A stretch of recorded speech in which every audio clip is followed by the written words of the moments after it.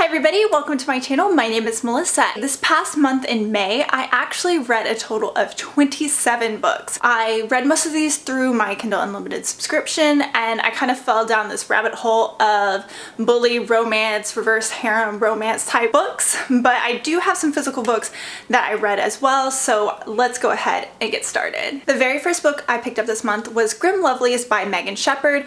This was one of the books that I put on my OWL TBR for the month before, and I was really excited to get to this because the premise of this book was what really drew me in. So Anu, called a beastie, basically she was an animal and a witch turned her into a human. So I thought that was really awesome. The setting is in France, mostly in Paris. Unfortunately, I struggled with this book from the beginning of the book to the end, but I stuck with it even though I was really tempted to DNF it.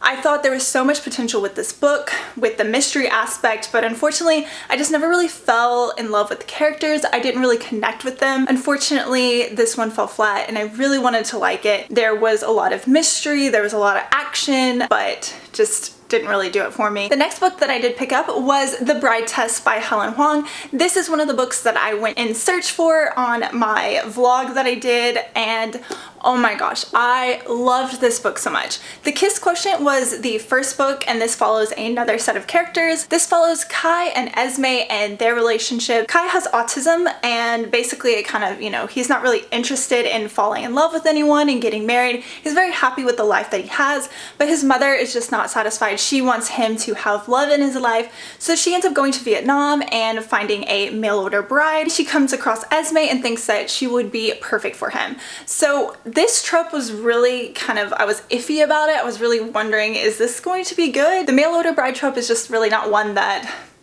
I'm not into, but this was handled very, very well. The representation in it was wonderful, and I really enjoyed seeing the relationship between the two characters really flourish. Esme was such a strong character. She really reminded me of my own grandmother who came from the Philippines. This book really hit home for me, and I think that's a big reason why I fell in love with it so much. If you are thinking about picking this book up, please do. I know this book was really hyped when it came out, but I loved it so much, and it was just so wonderful. The next book that I picked up was Pretty Reckless by LJ Shin. This is a hate to love high school romance, and it kind of took the bad boy, but really it was a bad girl because Daria is such a mean biatch. So I did not really like her character. She was very self-centered, but the way that this story unfolded, you kind of understand why she was the way she is, and she was just kind of like the it girl. She wanted to be the top of the top, and Penn was a heartbroken boy who really just wanted to find his twin sister. This story just captured my attention. I picked it up kind of late in the evening and finished it,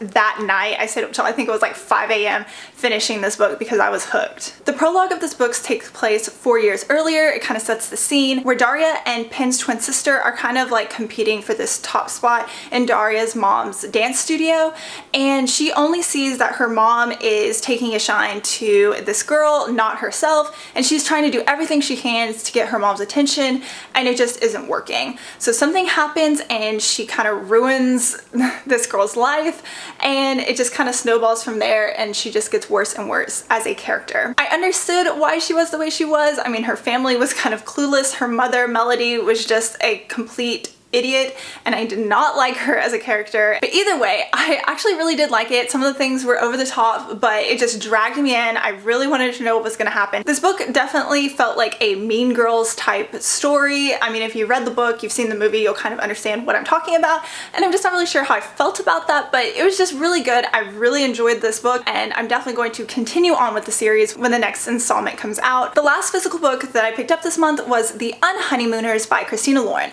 I pre-ordered this book because I was so excited to get my hands on this. The previous two Christina Lauren books that I picked up, I wasn't really that big of a fan of. I did really enjoy them, but this one definitely has to be my favorite of them all. It's a hate to love vacation romance and was absolutely perfect for summer. I kind of wish I had saved this for a day at the pool or a day at the beach. Olive is the main character in the story, and she's known as the unlucky twin. She kind of blames everything that happens in her life on bad luck, and her twin sister always has the better luck. She basically paid for her wedding through all of these sweepstakes and things like that. So Olive's sister has her wedding, they're at their reception, and something happens to the food that they eat. Everybody at the wedding ends up getting sick except for Olive and Ethan. Ethan is Olive's brother-in-law now. They don't like each other. They never have ever since she first met him. But due to the fact that her sister won this honeymoon and she's insisting that they take it, and basically she has no one else to go with except for Ethan, so they end up deciding, hey, rather than spend this crappy winter in this snowy place, they're going to go to Hawaii, Maui, and enjoy a vacation. So they have to go to the island and pretend that they are newlyweds on their honeymoon, and it is so cute. It's so much fun. I was like laughing through this whole book. I'm definitely going to reread this book because I loved it that much. Punk 57 by Penelope Douglas is an amazing standalone romance. I love Penelope Douglas's writing, and this was definitely one of my favorite books that she's written. This is a story about Misha and Rayan. I'm not sure if I'm pronouncing her name right. When they were in elementary school, they were paired up as pen pals, and since then they've just continued writing. They never connected on any type of social media. They've just been writing letters to each other, and they've grown this friendship since they were in elementary school, and now they're in high school. Something happens and Misha ends up finding Rayan and figuring out who she is. He doesn't tell her who he is, and they don't like each other, and he doesn't like this person that she is in real life, but it is so cute. I love the aspect that they grew this friendship through like snail mail, and it was just, oh my goodness, I love this book. They're bad boy, bratty girl. It kind of reminded me of Pretty Reckless, but just not as dramatic. But I really liked this book. If you're interested in picking up a standalone novel by Penelope Douglas, this is definitely one to look at. Welcome to the Dark Side by Gianna Darling was so good. This is an age gap romance between the president of an MC and this girl. So basically they meet when she's 7 years old and he's kind of like in his early-ish 20s, I think. They're 19 years apart and she's 7 years old. Basically there is this shootout at this church and he ends up saving her life, and somehow they strike up this friendship because she ends up finding out that she has cancer. So her parents are in the spotlight. They don't really care about her. She's just kind of there as an accessory for them, and basically she starts writing these letters to him and he writes her back while he's in jail. And you might kind of think, well, this is kind of weird, but he kind of takes on this fatherly aspect at first in the story, so it's not that weird. It starts out with a bunch of letters kind of going back and forth between the two characters, and she's growing up and going through all this stuff with her cancer and he's helping her through it. So later on in the book, she is now a teenager. I believe she's 17 or 18 years old, and she's ready to kind of walk on the wild side and not be constricted by her parents anymore and be her true self. She's a very strong character.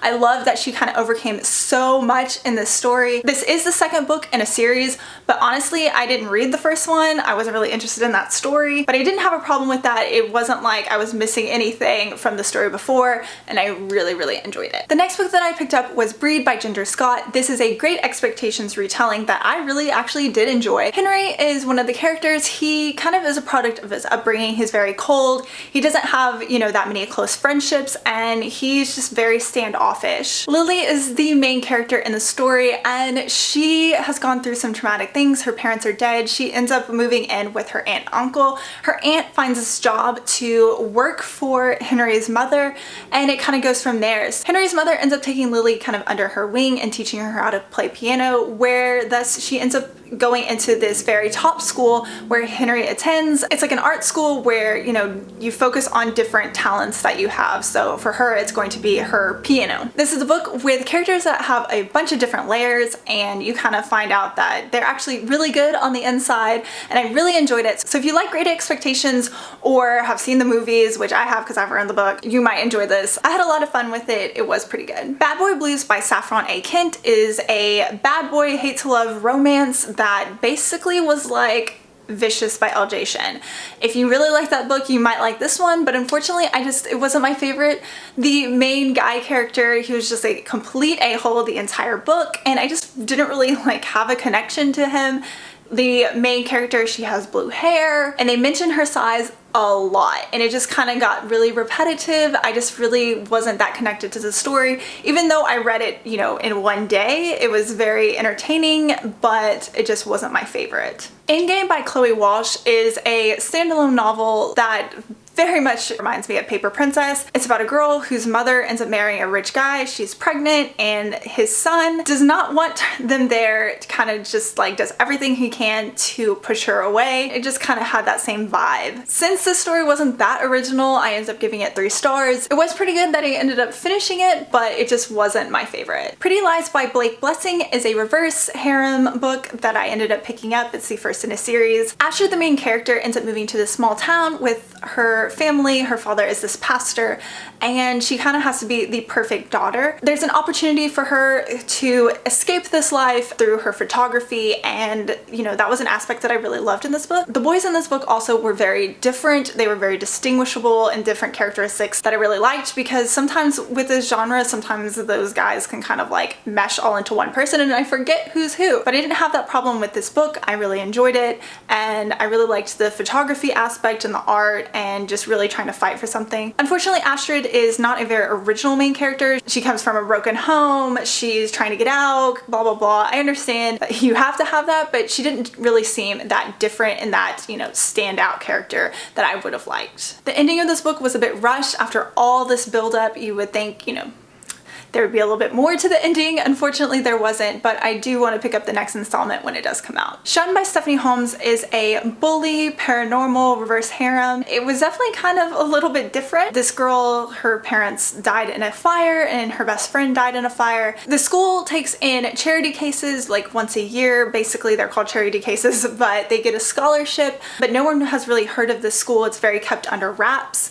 It was very interesting, kind of like trying to unravel the mystery. I was more interested towards the end. The beginning kind of took a while to get into, but I am interested in finding out what is the next thing that's going to happen, because the ending kind of like was not expecting that. Savage Royals by Callie Rose is a severe, hardcore bully romance reverse harem book that just has so many trigger warnings. I don't know why I was on this why choose bully romance kick, but it definitely was a very big theme of this month. The main character, she ends up finding her father dead in the apartment, and her grandmother finds her, whisks her off to go to this school, and of course she ends up making the princes mad, which are like the group of guys who are like the it group in crowd. Just, you know, kind of unfurls from there. This genre is very similar. All the books kind of mesh together. The ending was one of those that ended on a big cliffhanger, and I just want to find out what's going to happen next. I read the first 3 books in the Bad Boys of Burberry Prep by C.M. Stunich. This is another RH bad boy hate to love romance. I really was glad that there was more than the first installment in this series. I enjoyed all of these books, and I really liked the development of the characters and how they kind of have all come together. And again, it's one of those stories where the girl is hated, the guys hate her, blah blah blah. It kind of like all comes together. I believe that the 4th book will be coming out soon. I believe the beginning of this month, and I can't wait. Lost and Found is a contemporary Why Choose book that I picked up, and it's a standalone, which is kind of, you know, rare in this genre, so I kind of enjoyed that. It takes a group of kids who were friends when they were children, something happens, and they kind of go their own ways. A couple of them stick together and are still friends for the most part, but they're put in a group together during a school project and kind of have to work together again, and you see their friendship building back up. It was pretty decent. I did enjoy it, but again, since it was a standalone, there wasn't a lot of build up to their connections. With this genre, I personally prefer kind of a slow burn romance because it kind of makes it more believable when there's that backstory of friendship and things like that. So I see why the author did it this way, but it just wasn't my favorite. When the Dead Have It Easy, it's the 7th installment in the Veil Diaries. This just kind of felt more like a filler book where the group is going camping. They kind of have to figure out the changing dynamics and where everybody stands and what their feelings are towards this idea of theirs of everyone kind of like being there for Lexi. I did enjoy the other aspects that kind of popped up to kind of move the story along with changing dynamics, and there's kind of more of a mystery that's popping up as well, but there wasn't a lot of plot development for the main issue of, you know, this veil and them trying to fix it. Next, I read the 4 books in the 8th Transgressor series, I can't say that name, by Ashley Amy. I gave all of these books 2 stars. I don't know why I kept reading them. I think it was just because I wanted to find out the mystery at the bottom of it, because there's something that just kept me hooked, but the writing wasn't that great. The story wasn't that great. It was a paranormal reverse harem book. I don't know why. I don't know why I spent so much time reading it, and it just wasn't that good. I don't know why. But don't ask me. Broken Wings by Jamison Eve and Tate James. Normally, these authors write in the why choose genre, but this is a dark romance. There's only one guy and one girl, you know, that are the main love interests. So that's not to say, you know, she doesn't have, you know, friendships with the other guys, but she was adopted when she was a young girl. She finds out, you know, after her adopted parents end up passing away, that she's going to move in with this family that, you know, are her birth parents. Basically, she is now a part of this legacy. These families end up controlling like 65% of the world's wealth or something like that. It just, I don't know. I was kind of bummed that this wasn't a why choose novel, but it was okay. I gave it 3 stars. I'm in the middle of the 2nd book right now, and honestly, I'm not sure if I'm going to DNF it or not. Just, I don't know. I have mixed feelings about it. It just wasn't my favorite. So lastly this month, I read the first 5 books in their Vampire Queen series, and I don't know what it is, but I actually really like this. I haven't read a vampire paranormal book in quite a while, and this one I really enjoyed. The writing is actually very, very well done. There are so many intricate plot points, and it's just very well done. Moving from the next book to the next book, it just keeps building on each other. There are a lot of guys that end up, you know, going into this series, and everybody kind of gets their own little storyline. They all have their own background, and it just is very well done for this genre, and I don't know why I was sleeping on this, because it was very good.